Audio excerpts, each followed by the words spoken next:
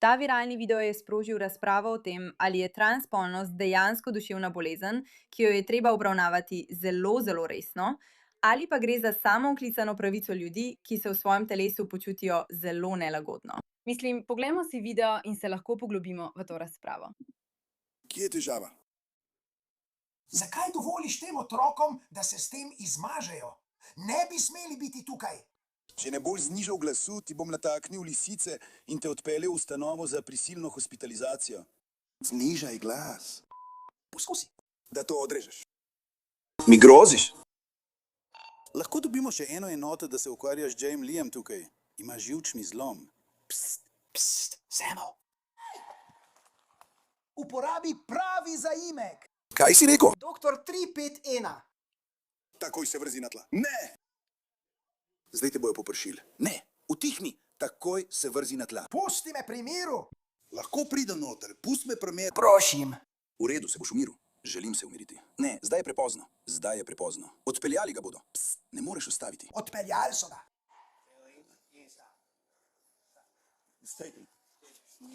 Samo stran hočem od njega. On. Pst.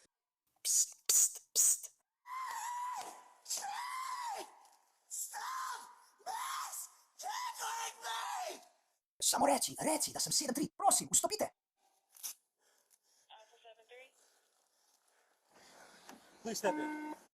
Iskreno, fantje, moje srce je popolnoma zlomljeno zaradi tega moškega ali ženske ali karkoli že je.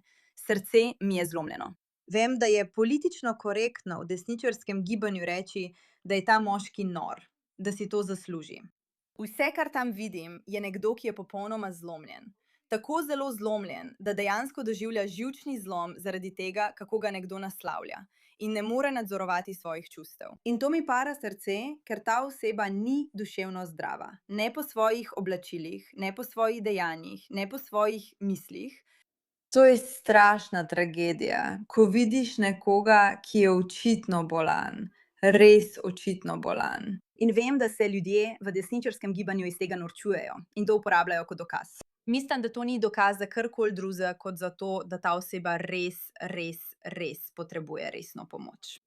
In res je nevredno, da je to postalo politična pornografija, način za dokazovanje, da je transspolnost problematična. Imam veliko težav s transspolnim gibanjem, predvsem, ko gre za mladoletnike. Mislim, da je to ogabno in da je to tragedija. Ta video bi moral vsem zlomiti srce, ne pa ljudi razjeziti. Ne rinite me.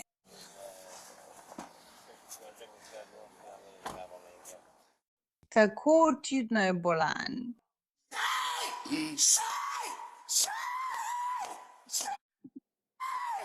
Mislim, tako očitno bolan. In frustrira me, da obstaja vse večje gibanje ljudi, oziroma da je bilo gibanje ljudi, ki mislijo, da lahko to pogledaš in si misliš, veš kaj? Ja, ta oseba si zasluži operacijo spremembe spola in naj sprejema zelo pomembne življenjske odločitve, ki bodo v bistvu določile preostanek njegovega življenja v vseh pogledih.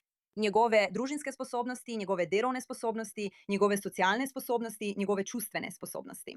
Gledati to in misliti, da ima to kakršnokoli zvezo z njegovim spolom in ne povsem s tem, kar se dogaja v njegovi glavi, je noro. Mislim, poglejte to. Pusti me pri miru. Lahko pridem noter. Pusti me pri miru, prosim. V redu, se boš umiril. Želim se umiriti. Ne, prepozno je. Zdaj je prepozno. Odpeljali ga bodo. Pst, ne moreš ustaviti. Nehaj, odpeljanje.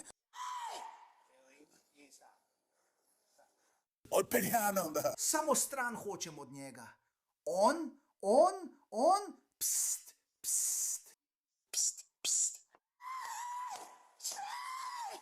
Ustavi se. Tako kot jaz. Mislim, kaj smo naredili kot družba, da gledamo nekoga, kot je ta oseba, ki je očitno duševno bolna, in ga prepričamo, da je njegova norost resnična. Da lahko kriči na policistko, da ga mora klicati po pravem spolu, ker so njegove zahteve tako pomembne. Razumete tragedijo in izprijenost tega? Da pravzaprav sploh ni vprašanje, ali je transspolnost duševna motnja. Gre za to, da ljudi, ki očitno imajo duševne težave, silijo v nore odločitve in jim vsiljujejo nore ideologije. In se popolnoma zmedejo, ker očitno nimajo duševne sposobnosti, da bi se spopadli z vsem, kar jim je naloženo. In to je končni rezultat družbe, ki misli, da dela uslugo in je prijazna, ko za te ljudi uporablja pravilni spol, čeprav je jasno, da ti ljudje v resnici potrebujejo pravo, resnično pomoč. Reci, jaz sem! Prosim, stopite noter. Pazite na glavo. Ljudje povsod čestitajo policistu, ker je to rešil na spoštljiv način. Ne uporablja pravega spola, ampak mislim, da to v tem primeru ni nujno potrebno. Ampak spet, tukaj ne vidim nobenega trenutka v slogu, aha, ujel sem te. Ta video me je popolnoma strl.